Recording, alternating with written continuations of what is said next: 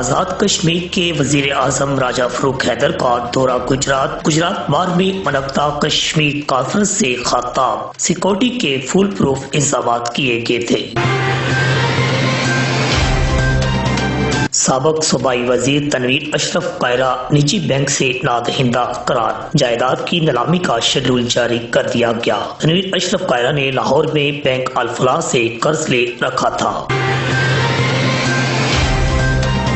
لالا موسیٰ کا رہائشی 7 سالہ بچہ لاہور کے دینی مدرسہ میں استاد قاری کے تشدد سے جاں بحق، ورثاء کا لاہور پریس کلب کے سامنے احتجاج، قتل کے مقدمہ کے لیے درخواست دے دی۔ گجرات میں ایف بی آر کے چھاپوں کے خلاف پی ایم اے اور وائی ڈی اے کا سخت ایکشن، ضلع بھر میں 450 ہسپتالوں میں کام بند، ایف بی آر کی چھاپہ مار ٹیم کی معطلی تک ہڑتال جاری رکھنے کا اعلان۔ کمشنر اور ایف بی آر ٹیم کے خلاف ایکشن نہ لیا گیا تو ہڑتال کا دائرہ وسیع کر دیں گے، ڈاکٹر مقصود ظاہر۔ گجرات کے علاقہ مراڑیاں میں 45 سالہ سابقہ کانسٹیبل کو سر میں گولیاں مار کر قتل کر دیا گیا۔ مقتول علی بہادر سکرہ مراڑیاں چند روز قبل اٹلی سے پاکستان آیا تھا، قریبی رشتہ داروں کے خلاف مقدمہ درج۔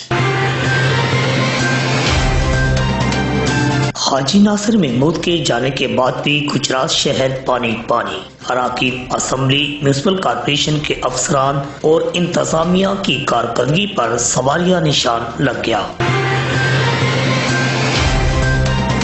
سابق ایم پی ملک حنیف آوان کی زندگی میں تبدیلی آ گئی، دوسری شادی کر لی۔ شادی تقریب انتہائی سادگی سے انجام پائی۔ اس سے پہلے سابق ایم پی حاجی ناصر محمود نے بھی دوسری شادی کی تھی۔ گجرات میں دربار شاہ جہانگیر کے ایریا میں محکمہ اوقاف کا پولیس کے ہمراہ گرینڈ آپریشن، کروڑوں روپے مالیتی سرکاری اراضی واگزار کروا لی گئی۔ بلڈوزر چلا کر دربار کے گرد و نواح میں تعمیر کی گئی غیر قانونی عمارتوں اور کھوکھوں کو مسمار کر دیا گیا۔